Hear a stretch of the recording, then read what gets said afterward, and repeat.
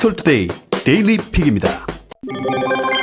넷플릭스 인기 드라마 오티스의 비밀 상담소 시즌2가 인종차별 논란에 휩싸였다고 합니다. 노컷뉴스 보도인데요. 오티스의 비밀 상담소는 친구들을 위한 성상담소를 여는 모태솔로 고등학생 오티스와 그 친구들의 성장기를 담은 코미디 드라마인데 청소년 관람 불가인 만큼 수위 높으면서 솔직한 코미디를 선보여 국내에서도 인기를 모은 바 있습니다. 지난 7일 유튜브에 공개된 오티스의 비밀 상담소 시즌2 공식 예고편에는 우정과 사랑, 가족관계에서 다양하게 고민하는 영국 10대들의 모습이 담겨 있습니다. 문제가 된 것은 한 등장인물이 오티스에게 고민 상담을 하는 장면이었는데 성병에 걸린 그는 자신의 체액을 묘사하며 김치 맛이 난다며 불만을 토로합니다. 이 대사가 인종차별이라는 한국 시청자들의 반발이 거세게 일고 있는데 한국을 대표하는 식품인 김치를 성적으로 비유해 불쾌한 맛으로 희화화했다는 것이죠. 그러자 일각에서는 드라마의 재미를 위한 단순 비유에 불과해 인종차별로 보기 어렵다는 반박도 나오고 있습니다. 하지만 한국판 예고편에서는 해당 장면을 찾아볼 수 없어 논란이 더욱 거세지고 있는데요. 인종차별 문제가 생길 것을 넷플릭스 측에서 사전에 알았으면서도 한국판 예고편을 제외한 모든 예고편들에 이를 수정하지 않고 그대로 내보낸 셈이죠. 네티즌들은 한국판에서 삭제했다는 건 문제가 될 거라는 걸 알았다는 것이다. 나쁜 건 줄 알면서도 하는 게 제일 나쁘고 무지한 것보다 더 멍청한 짓이라며 한국 소비자는 아무것도 아닌가 보다. 인종차별하면서 한 국가의 음식을 조롱하는 거 보니 넷플릭스 결제할 마음이 사라진다고 비판했습니다. 또 넷플릭스가 결국 인종차별로 본 모습을 드러냈다. 본 예고편에서는 명백한 인종차별적 장면이 있었고 한국 번역판 예고편에서는 이를 교묘하게 삭제했다. 인종차별은 하고 싶고 한국에서 돈은 벌고 싶냐라고 항의하기도 했습니다. 법원 경매시장에서 황당한 실수가 속출하고 있습니다. 한국경제에 따르면 입찰표에 공을 하나 더 적어 원하는 가격보다 10배 높은 가격에 낙찰받는 사고가 끊이지 않고 있다고 합니다. 예를 들어 9억짜리 땅을 90억 원에 응찰하는 식인데 잔금을 내지 않으면 매수를 포기할 수 있지만 억대 입찰보증금을 몽땅 날리게 됩니다. 서울 홍은동 서강아파트 2차 전용면적 139제곱미터 주택형이 전날 진행된 경매에서 4억 3천만 원의 주인을 찾았습니다. 경매가 개시될 때의 감정가 5억 6,600만 원과 비교하면 낙찰가율은 76% 수준입니다. 당초 이 경매는 지난해 10월 한 차례 낙찰이 이루어졌는데 낙찰가는 이번 입찰보다 10배가량 높은 41억 3,900만 원이었습니다. 최저 입찰가 3억 6,200만 원으로 시작한 3회차 입찰에서 한 응찰자가 4억 1,390만 원을 쓰려다 실수로 공을 하나 더 붙였던 건데요. 이 응찰자는 낙찰받지 않겠다며 법원에 매각 불허가를 신청했지만 기각됐습니다.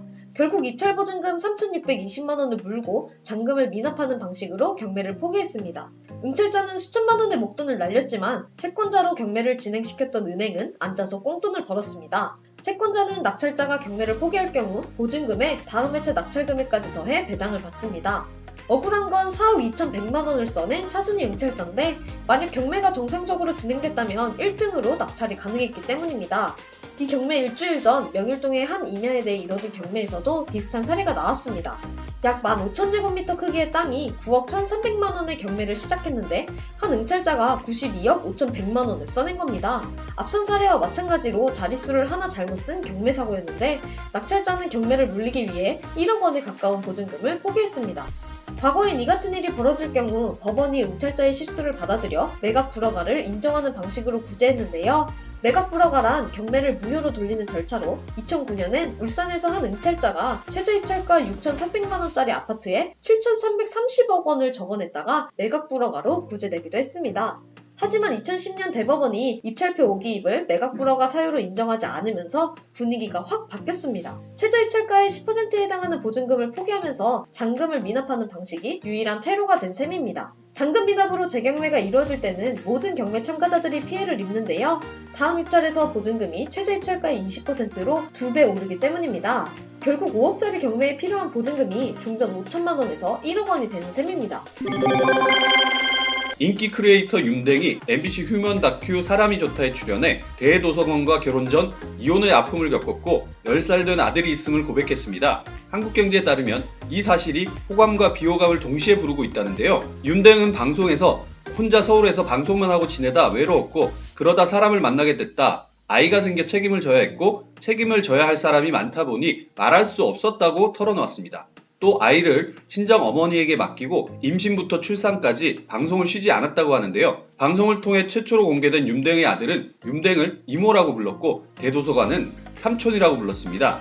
윤댕은 2015년 대도서관과 혼인신고를 하면서 결혼 소식을 알린 바 있는데요. 대도서관은 이혼 경험과 아들이 있는 윤댕과 결혼하기까지 많은 일이 있었다고 언급했습니다. 대도서관은 아내가 신장이 안 좋았고 아이를 못 가질 수 있다고 얘기하며 결혼을 극구 거부했다고 밝혔는데요. 사실 이혼을 한 상태이고 아이도 있다는 게 결혼을 피하는 이유였다고 합니다. 방송 직후 윤댕의 고백과 대도서관의 참사랑을 응원하는 네티즌들이 많았지만 10여 년간 아들을 숨긴 채 방송했던 윤댕에 대한 질타도 이어졌습니다. 일부 네티즌들은 엄마를 이모라고 부르게 했다니 아이에게 평생 트라우마로 남을 것 같다거나 아무리 일이 우선이라도 아이에게 못할 짓 한 것이라며 윤댕의 아들을 걱정하기도 했습니다. 또 그동안 개인 방송에서 고백할 수 있었을 텐데 굳이 공중파 방송에서 공개했다는 게 이해가 가지 않는다며 결혼 전엔 생계를 위해 숨겼다고 쳐도 대도서관과 결혼하고 나서는 바로 공개했어야 하는 게 아닌가라며 윤댕의 늦은 고백에 대해 비판하기도 했습니다. 세계 최대 조립가구 업체인 이케아의 서랍장에 깔려 숨진 이세아이의 유족이 거액의 배상금을 받는다고 합니다. AP통신은 2017년 캘리포니아에서 이케아의 32kg짜리 서랍장이 앞으로 넘어지면서 그 밑에 깔려 숨진 이세나마 요제프 두덱의 부모에게 이케아가 약 536억 원을 지급하기로 합의했다고 보도했습니다. 두덱의 부모는 2018년 말름 서랍장이 넘어질 위험이 있고 그로 인해 아이들이 다치거나 사망한 사례가 있는 것을 이케아가 인지했음에도 이를 소비자에게 제대로 알리지 않았다며 회사를 고소한 바 있습니다. 미 소비자제품안전위원회의 2017년 자료에 따르면 말름 서랍장 사고로 미국 내에서 아동 5명이 숨졌고 90여 명의 어린이가 부상당했는데요. 두덱의 부모는 배상금 중 100만 달러를 제품 안정성 규제 강화를 촉구하는 부모 모임에 기부하겠다고 밝혔습니다. 이케아는 성명에서 어떤 합의도 이 비극적 사건을 바로잡을 수 없지만 소송이 마무리된 것에 감사드린다며 더욱 안전한 제품을 만들기 위해 노력하겠다고 덧붙였습니다. 미국과 이란의 갈등이 최고조에 달하며 전세계 증시가 요동치고 있지만 비트코인은 금과 마찬가지로 주식시장과 정반대 행보를 보이고 있습니다. 뉴스원의 보도인데요. 국제정세가 불안할 때마다 가격이 치솟던 금과 마찬가지로 비트코인이 비법정 화폐의 하나로 취급되고 있는 것이 아니냐는 분석이 나오고 있습니다.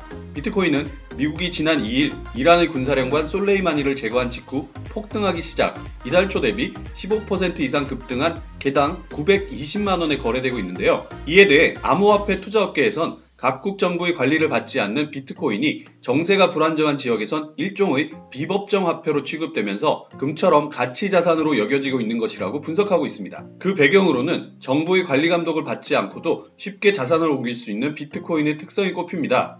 비트코인은 코인 거래 사이트 외에도 개인 컴퓨터나 모바일 등을 통해 지갑을 생성해 보관할 수 있고 인터넷이 연결된다면 어느 곳으로도 쉽게 전송이 가능합니다. 기록이 블록체인상에 남아 중간에 가로채거나 조작할 수도 없는데요. 안전자산으로 꼽히는 달러나 금보다 국가 간 경계를 더 쉽게 넘을 수 있습니다. 업계의 한 관계자는 작년 말부터 시리아 등 중동 내 정세가 불안정해지자 해당 지역에서 비트코인 등 암호자산을 구입하는 모습이 목격됐다면서 비트코인을 비롯한 암호화폐의 경우 정부의 눈을 피해 손쉽게 옮길 수 있고 익명성 탓에 상대적으로 추적이 어려워 정세가 불안정할 경우 활용도가 크다고 분석했습니다. 실제 극심한 경제위기를 겪고 있는 아르헨티나의 경우 자산 가치가 급락하고 물가 상승률이 폭등하면서 암호화폐 현금 자동 입출 금기를 운영하는 업체가 늘어나는 등 암호화폐 관련 사업이 각광을 받고 있습니다. 심지어 북한 역시 비트코인 채굴, 랜섬웨어 제작에서 더 나아가 아예 비트코인을 훔치는 해킹 조직을 직접 지원하고 있다는 것이 보안업계의 설명입니다. 영화 기생충에 나온 대학 증명서 위조를 방지하는 기술이 나왔다고 합니다. 중견통신기업 세종텔레콤이 블록체인 기반으로 내놓은 스마트 학사 정보 관리 플랫폼, 즉 SAR인데요. 서울대 문서위조학과급의 위조 기술도 원천 방지할 수 있습니다. 세종텔레콤은 스마트 학사 정보 플랫폼이 정보통신산업진흥원으로부터 기술검증 지원사업 우수 사례로 선정됐다고 밝혔습니다. 스마트 학사 정보 관리 플랫폼은 학생부터 정규 및 비정규 교육기관, 기업 채용 담당자 등이 쉽게 사용할 수 있는 오픈 통합 관리 플랫폼인데요. 블록체인의 데이터 분산 저장과 유효성 검증 기술을 적용해 데이터 보안과 투명성을 확보했습니다. 요즘 교육 트렌드는 시간 장소에 구애받지 않으며 정규 교육과정 이후에도 다양한 기관에서 평생 교육이 이어진다는 건데 이에 맞게 SAR은 여러 곳에 흩어진 자격증명 문서의 출처를 투명하게 모으는 집합체 역할을 담당합니다. 세종텔레콤은 지난 2018년 자체 개발한 프라이빗 블록체인 메인넷 블루브릭을 공개한 바 있습니다. 이번에 만들어진 학사정보 플랫폼에는 이 기술이 적용됐다고 하는데 기존 데이터베이스 시스템이 보유한 보안 취약점을 개선하고 데이터 위변조를 방지합니다. 한국정보통신기술협회는 블록체인 데이터 무결성 보장과 데이터 저장, DB 안정성 및 장애 발생 시 복구 가능성, 블록체인 성능과 안정성 관련 기술 검증을 완료했다고 합니다. 세종텔레콤은 사용자 편리성을 확대한 상용화 프로그램을 올해 1분기 중 내놓을 예정이라고 하네요. SAR을 활용하면 학생들은 외부 교육기관을 방문하지 않고도 대학 재학, 졸업 성적 증명서와 비정규 외부 교육 이수 이력이 포함된 증명서를 발급받을 수 있게 되는데요. 기업 인사 담당자는 신뢰도 높은 증명서를 받아볼 수 있고 증명서 검증 부담도 덜 것으로 보이고 교육기관도 증명서 발급 시스템을 별도로 구축 운영하는 비용을 절감할 수 있습니다. 행복한 하루 디지털투데이였습니다.